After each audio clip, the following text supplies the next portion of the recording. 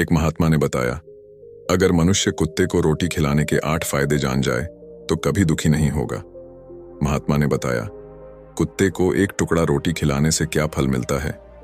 एक समय की बात है, एक जंगल में एक महात्मा उपदेश दे रहे थे। तभी सबल नाम के शिष्य ने पूछा, गुरुदेव, मेरे मन में एक प्रश्न उठ रहा है।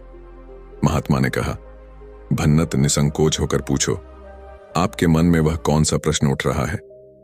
तब सबल ने कहा, गुरुदेव, मैं यह जानना चाहता हूं कि कुत्ते को एक टुकड़ा रोटी खिलाने से मनुष्य को कौन सा फल मिलता है।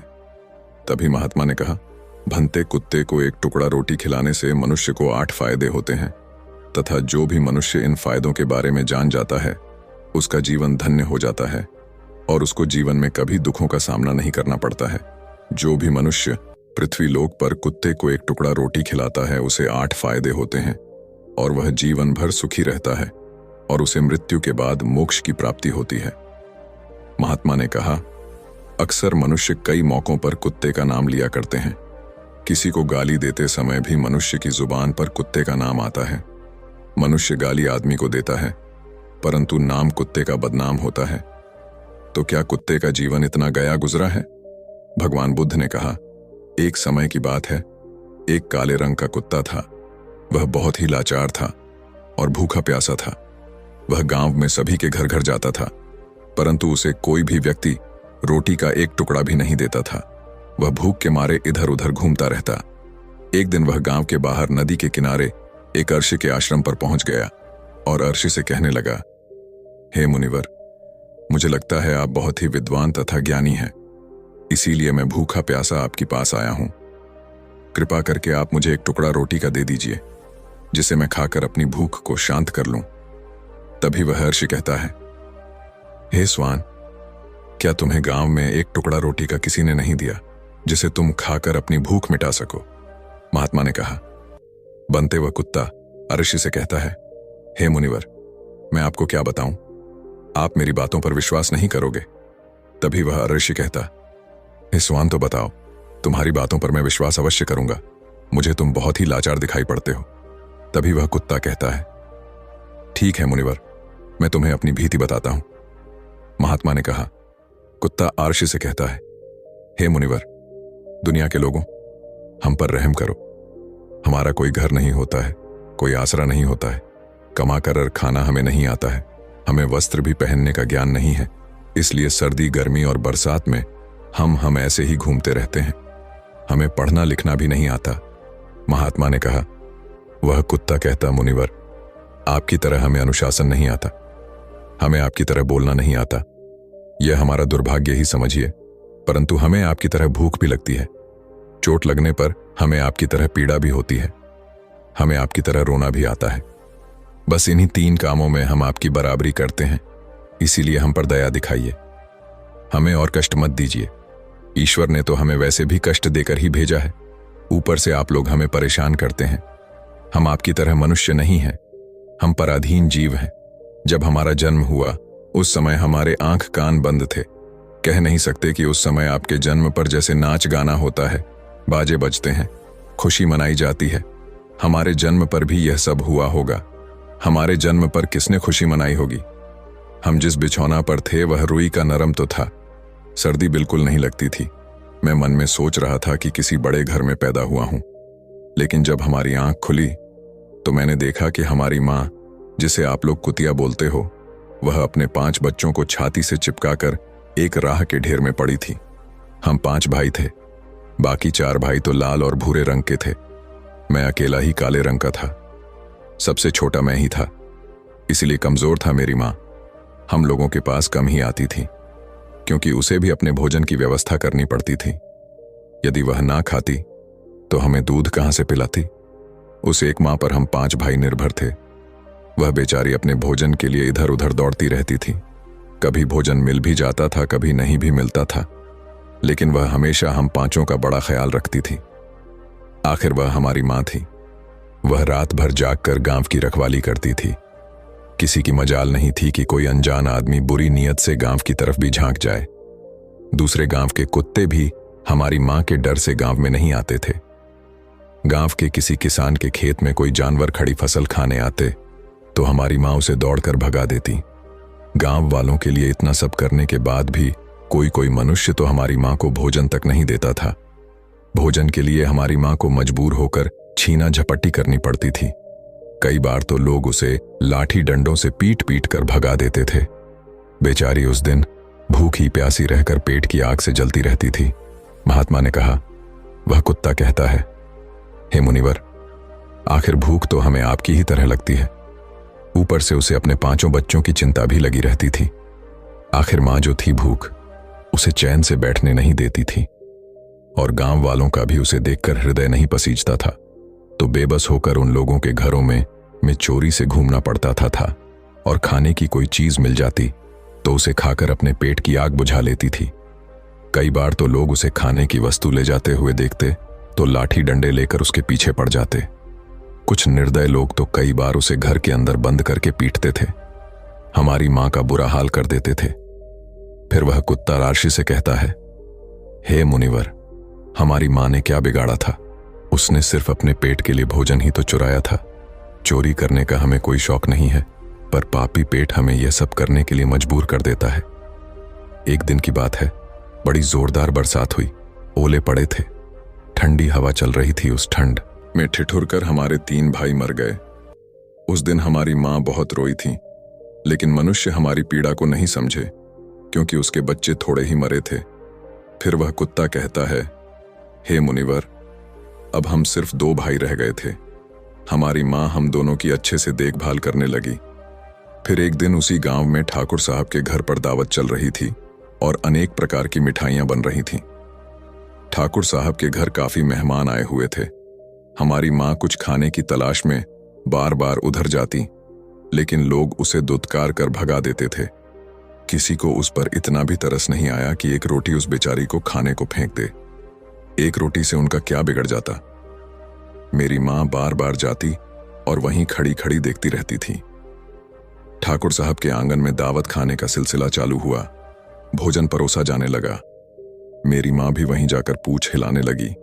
खाना परोसने वाला आदमी जब किसी काम से भीतर गया तो मेरी माँ दबे पांव रोटी लेने को चल पड़ी। फिर दूसरे आदमी ने मेरी माँ को जाते हुए देख लिया तो चारों ओर से लोग चिल्ला चिल्ला कर उसकी तरफ भागे। मेरी माँ उनकी चीख सुनकर घबरा गई। 2-3 आदमी लाठी लेकर उसके पीछे बढ़ बेहरमी से दौड़े। मेरी माँ वहां से घबराकर भागने लगी, परंतु उसे वहां से निकलने का कोई रास्ता नहीं मिला क्योंकि सामने से लोग लाठी डंडे लेकर आ रहे थे। तभी मेरी माँ वहां पर जो लोग भोजन कर रहे थे उनको लांघ कर निकल गई। महात्मा ने कहा, आगे वह कुत्ता कहता है, हे मुनिवर, मेरी माँ अपने निकलने पर इतनी हैरान नहीं थी जितनी कि उन लोगों को देखकर हुई थी जो वहां पर दावत खा रहे थे। वह सब उठकर खड़े हो गए। उन्होंने भोजन करना छोड़ दिया और कहने लगे कि कुतिया के लांघ जाने के कारण भोजन भ्रष्ट हो गया है। सब एक दूसरे से विचार विमर्श कर रहे थे कि अब क्या किया जाए। खाना तो सब खराब हो गया। फिर ठाकुर साहब फूट फूट कर रोने लगे। कुछ लोग तो यह भी कह रहे थे कि भाई, कुतिया के लांघन से भोजन खराब कैसे हो गया? उसने खाने में या पतलों में मुंह थोड़ी डाला है, सिर्फ ऊपर से लांघ कर ही तो गई है। और कहने लगे, शहरों में तो लोग कुत्ते को पालकर घर के अंदर सुलाते भी हैं और खिलाते भी हैं, तो इसमें कोई बुरी बात नहीं है। अगर कुतिया लांघ कर गई है तो भोजन खराब नहीं हुआ है। लेकिन उनमें से कुछ लोग बड़े घरों से ताल्लुक रखते थे। उन्होंने एक भी नहीं चलने दी। कह रहे थे कि भोजन तो भ्रष्ट हो गया है, यह हमारे खाने के लायक नहीं है। आखिरकार उन्हीं की बात मानी गई। अब तो वह सारा भोजन गरीबों में बांट दिया गया। उस दिन तो मेरी माँ को खूब पेट भर के खाना मिला था। ऐसा सुख उसने जीवन में कभी नहीं पाया था, लेकिन वह सुख उसके लिए बड़ी मुसीबत बन गया। वह भोजन करके वहां आराम से लेटी ही थी। उतने में वह ठाकुर डंडा लेकर वहां आ पहुंचा और उसे बुरी तरह से पीटने लगा। उसे बाहर भागने का भी कोई अवसर नहीं मिल पाया। डंडों की चोट से वह बुरी तरह से चिल्लाने लगी। मां का विलाप सुनकर पत्थर भी पसीज जाता है, पर उस निर्दय को उस पर जरा भी रहम नहीं आया। वह उसे कठोरतापूर्वक पीटता रहा। मां का वह सौर पूरे गांव में सुनाई दे रहा था। तब कुछ लोग आए और उसे समझाते हुए बोले, ठाकुर साहब, जाने दो, भूख में तो आदमी की भी बुद्धि भ्रष्ट हो जाती है। यह तो एक पशु है, इसे अच्छे बुरे का क्या ज्ञान। अब इसे मारकर आपको क्या मिलेगा? जो होना था सो हो गया। लोगों के समझाने के बाद उसने हम मां को पीटना बंद किया। मां ने आकर सारी कहानी हम दोनों भाइयों को सुनाई। हमने सोचा कि कितना कष्ट भरा है। हम कुत्तों का जीवन आदमी एक रोटी के टुकड़े के बदले एक चोर की जितना पीटता है बेकार है। ऐसे लोग जो हम लोगों की पीड़ा को नहीं समझते। महात्मा ने कहा, वह कुत्ता कहता है, हे मुनिवर, एक दिन की बात है। उसी गांव के बाहर एक ब्राह्मण आकर ठहरा हुआ था। उसने अपने भोजन के लिए एक जगहला बनाया और उस पर दाल बनाने के लिए रख दी। उसके बाद आटा गोद कर रख दिया।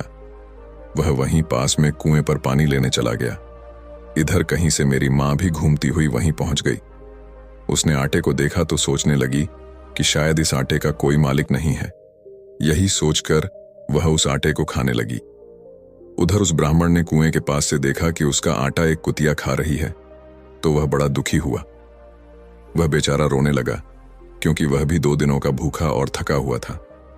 कुछ लोगों ने उसे कहा, अरे ब्राह्मण देवता, इस कुतिया ने तुम्हारा भी आटा बिगाड़ दिया। कल तो इसने ठाकुर साहब की पूरी रसोई बिगाड़ कर रख दी। ब्राह्मण दुखी होता हुआ बोला, भाई मुझे क्या मालूम था यह दुष्ट कुतिया मेरे आटे को खाने के लिए घात लगाए बैठी है।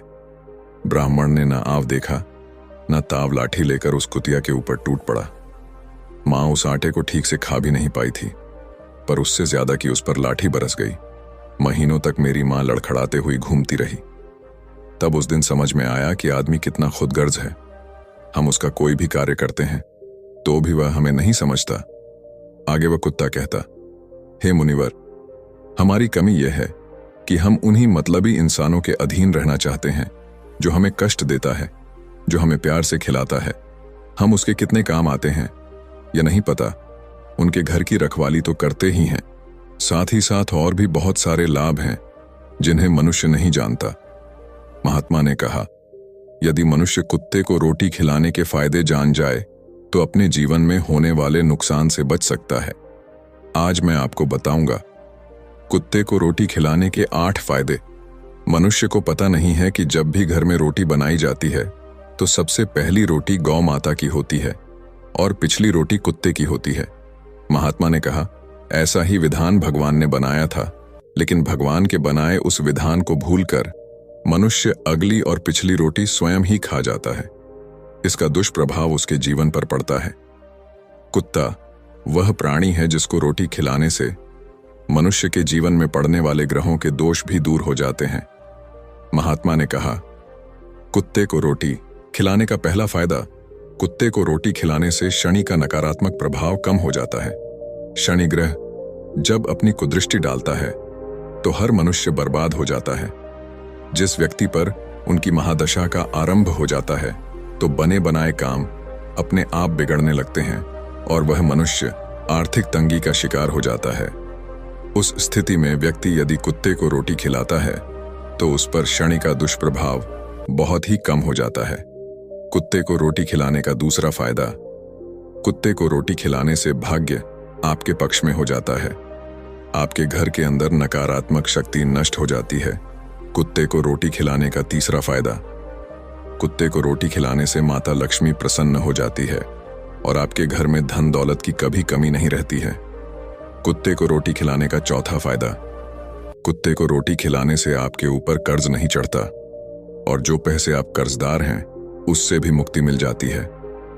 कुत्ते को रोटी खिलाने का पांचवा फायदा, कुत्ते को सुबह शाम भोजन देने से आपका व्यापार बहुत अच्छे से चलता है। कुत्ते को रोटी खिलाने का छठा फायदा, कुत्ते को रोटी देने से आपकी आयु में वृद्धि होती है और अटका हुआ धन वापस मिल जाता है। कुत्ते को रोटी खिलाने का सातवां फायदा, कुत्ते को रोटी देने से हमेशा आपका स्वास्थ्य अच्छा बना रहता है और मानसिक रूप से आप मजबूत रहते हैं। आपका मन हमेशा ऊर्जावान रहता है। अच्छे विचार आपके मन के अंदर आते हैं। कुत्ते को रोटी खिलाने का आठवां फायदा, कुत्ते को रोटी खिलाने से भगवान प्रसन्न रहते हैं, क्योंकि भगवान को समस्त जीवों की चिंता रहती है और जो समस्त जीवों पर दया दिखाता है भगवान भी उस मनुष्य से हमेशा प्रसन्न रहते हैं। भगवान की कृपा सदैव उस परिवार पर बनी रहती है।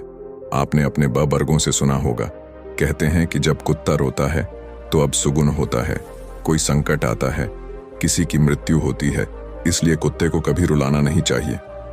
इस प्रकार से महात्मा ने सबल को कुत्ते को रोटी खिलाने के 8 फायदे बताए और जो भी मनुष्य कुत्ते को रोटी खिलाता है तो उसे इन 8 फायदों का फल प्राप्त होता है। वीडियो अगर पसंद आया हो तो वीडियो को लाइक, सब्सक्राइब करें और अपने दोस्तों के साथ शेयर करें। धन्यवाद।